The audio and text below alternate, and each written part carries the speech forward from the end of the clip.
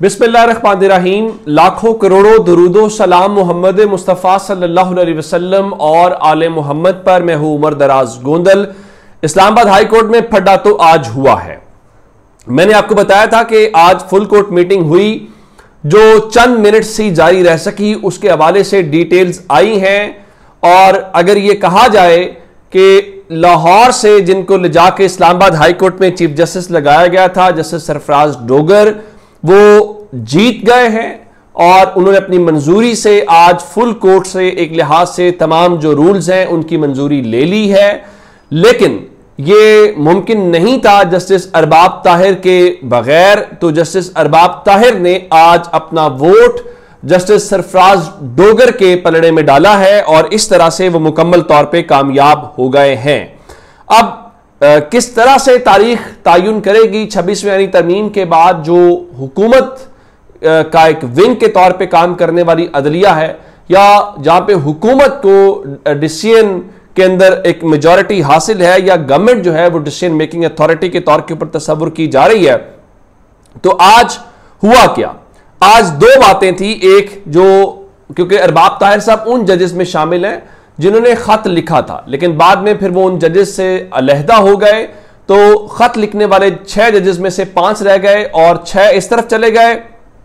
तो इन 11 जजेस में से जो छठा वोट था वो इंपॉर्टेंट था, वो अरबाब ताहिर साहब का था, तो अरबाब ताहिर साहब ने वोट उस तरफ डाल दिया। अच्छा, हुआ क्या कि 5 जो जिनको आजाद जजेस तस्वुर किया जाता है, उन्होंने आज फुल कोर्ट मीटिंग के अंदर इन रूल्स को मौखर करने की तजवीज दी। तो जस्टिस सरफराज डोगर ने वहां पे नो जराए के मुताबिक लफ्ज इस्तेमाल किया, जिसका मतलब था कि उनकी इस तजवीज को मुस्तरद कर दिया गया। जिसके बाद जजेस के उन्होंने नाम पुकारना शुरू किए और जाहिर है कि उसका मतलब था कि वो जजेस का अप्रूवल ले रहे हैं। तो 6 जजेस ने अप्रूव्ड कहा और इस तरह से रूल्स जो हैं वो कसरते राय से मंजूर हो गए।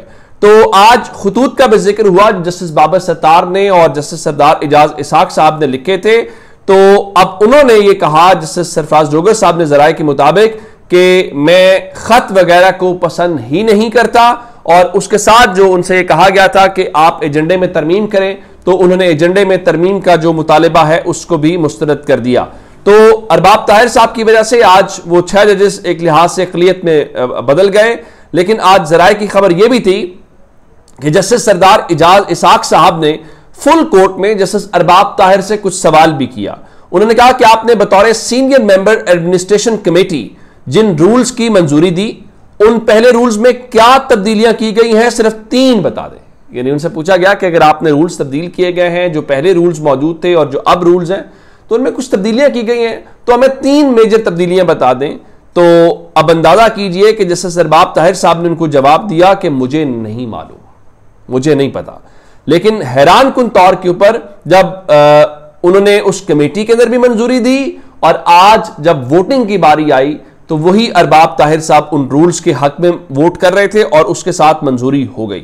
अब आते हैं मजमूई तौर पे देखा जाए कि कौन कौन से लोग थे जिन्होंने हक में वोट दिया। जस्टिस सरफराज डोगर ज़ाहिर खुद वोट करेंगे, अरबाब ताहिर साहब ने उनके हक में वोट किया, खादिम हुसैन सोमरो साहब जिनको अभी लाया गया उन्होंने वोट किया, उसके बाद जस्टिस आसिफ साहब जिनको लाया गया, ये तीनों जजेस ट्रांसफर होने वाले हैं, उन्होंने वोट उनके हक में दिया। जस्टिस आजम खान और जस्टिस इनाम अमीन मिनहास जो हैं वो एडिशनल जजेस हैं। तो आप यूं कहिए कि जो ट्रांसफर होने वाले जजेस हैं और जो अभी एडिशनल जजेस बनाए गए हैं 26वीं यानी तरमीम के नतीजे में, उन्होंने और अरबाब ताहिर साहब ने वोट करके, तो इस तरह से सरफराज डोगर साहब तो खुद ट्रांसफर होने वाले जजेस में हैं, उन्होंने आज रूल्स बना लिए और ये सब गवर्नमेंट की चॉइसेस हैं। तो आप कैसे कह सकते हैं कि गवर्नमेंट की मर्जी के रूल्स नहीं होंगे? तो मोहसिन अख्तर क्यानी साहब, तारिक जहांगीरी साहब, बाबर सत्तार साहब, सरदार इजाज इसाक साहब और समन रफत इम्तियाज साहिबा जो हैं, उन्होंने इन रूल्स की मुखालफत की। लेकिन रूल्स की मुखालफत की क्या थी? अंदाजा कीजिए कि वो रूल्स जिनकी ऑलरेडी गजट नोटिफिकेशन हो चुका है और वहां पर आज उन ट्रांसफर्ड और उन एडिशनल जजेस के जरिए मंजूरी लेके एक बार फिर यह साबित किया गया है कि 26वीं तरमीम के बाद जो है हुकूमत को किसी किस्म का कोई मसला नहीं है और अदालतें जो हैं वो अब उनके मुकम्मल तौर पे इख्तियार के अंदर हैं।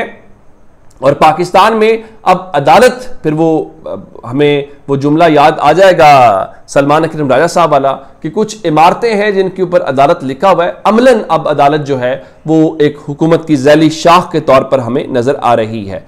अच्छा, दूसरे इंपॉर्टेंट आज की खबर लाहौर से भी है। इमरान खान के भांजे और अलीमा खान के जो बेटे शारेस खान है, उनकी जमानत की दरखास्त के ऊपर आप जानते हैं कि आज समाअत हुई थी, जिसके बाद अदालत ने उनका फैसला महफूज कर लिया था। अब से थोड़ी देर पहले उनका फैसला जो है वो सुना दिया गया है और अदालत ने अलीमा खान के जो बेटे हैं शारेस खान, उनकी जमानत मंजूर कर ली है और साथ इनको रिहा करने का हुक्म दिया है। लेकिन अदालत ने जब ये वक्त फैसला सुनाया है तो उस वक्त जो है जेल का जो मामूल का वक्त है वो गुजर चुका है। तो अगर उनके मुचलके जमा हो भी गए तो उनकी आज रिहाई जो है वो मुमकिन नहीं हो पाएगी और इसका मतलब ये होगा कि अब कल जाके उनकी रिहाई मुमकिन हो पाएगी अगर उनको किसी और केस के अंदर गिरफ्तार नहीं कर लिया जाता। गो कि अब बनता तो नहीं है, तो ये कल पता चल जाएगा कि ऐसा हो पाता है कि नहीं हो पाता। अच्छा, इसके बीच में जी एक खबर और है। आप जानते हैं कालाबाग डैम वाली बात के ऊपर पाकिस्तान तहरीक इंसाफ ने ऑफिशियली इस चीज़ से अपने आप को फासला इख्तियार किया और कहा कि ये पाकिस्तान तहरीक इंसाफ की पॉलिसी नहीं है, ये अली अमीन गंडापुर की ज़ाती राय है। लेकिन एक सवाल ये है कि कल जिस तरह से परसों आपने देखा कि अवामी नेशनल पार्टी ने उसके ऊपर रद्द-ए-अमल दिया, इवन वो खबर शेयर की कि हम बम से उड़ाने वाली जो खबर थी, सवाल ये है कि आखिर क्यों कालाबाग डैम की बात करके ये सब हो रहा है। इसका आज वाज़ेह सवाल उठाया जुनैद अकबर साहब ने, जो पाकिस्तान तहरीक इंसाफ खैबर पख्तूनख्वा के सदर हैं। उन्होंने कहा कि जो कालाबाग डैम को छेड़ना पाकिस्तान तहरीक इंसाफ को सूबे में कमजोर करना और अवामी नेशनल पार्टी की सियासत को दोबारा जिंदा करना है। पार्टी क़यादत पार्टी की पोजीशन वाज़ेह करे। अब ये बात वो एक बड़ी मानी खेज बात कर रहे हैं कि अगर आप बात करेंगे कालाबाग डैम की तो इसका मतलब होगा कि वहां पे जो कौम परस्त जमात है, अवामी नेशनल पार्टी कौम परस्त जमात है, तो वो इसके ऊपर पॉलिटिक्स करेगी और वो कर भी रहे हैं। जिस तरह उन्होंने जनरल मुशर्रफ का हवाला दिया, बम से उड़ाने की बातें की। तो सवाल ये है कि इस चीज को लेकर गंडापुर साहब क्यों ऐसी बात कर रहे हैं, एक तो जिससे ऑलरेडी सूबों के दरमियान इख्तलाफात हैं, तो आप आगे बढ़ें, एक बात। दूसरी बात यह है कि अवामी नेशनल पार्टी अमलन इस वक्त खैबर पख्तूनख्वा में वाइप आउट हो चुकी है। तो जुनैद अकबर साहब की बात में इसमें वजन है कि आप तो यूं लग रहा है कि तहरीक इंसाफ की सियासत को खत्म करना चाह रहे हैं और अवामी नेशनल पार्टी की सियासत को जिंदा करना चाहते हैं। तो मेरा ख्याल है कि अब पाकिस्तान तहरीक इंसाफ, जब असद कैसर साहब जो हैं वो भी बात कर चुके हैं और सलमान अकरम राजा साहब भी बात कर चुके हैं, तो अब गंडापुर साहब जो हैं, मेरा ख्याल है। और फिर एक और बात कि इमरान खान के ऑफिशियल ट्विटर हैंडल से कल जो बयान जारी हुआ है, उस बयान में भी किसी किस्म की कोई ऐसी लाइन या ऐसा जुमला नहीं है जिसमें हम ये कहें कि उन्होंने वहां पर बात की है कोई डैम से मुतल्लिका या बाकी चीजें जो है। दो खबरें आपको और देनी है। एक डॉन अखबार ने आज खबर दी है कि ये जो अगस्त का महीना गुजरा है, इस अगस्त के महीने में जो एक्सपोर्ट्स है पाकिस्तान की, जो बरामदात हैं, वो 12.5% कम हो गई हैं।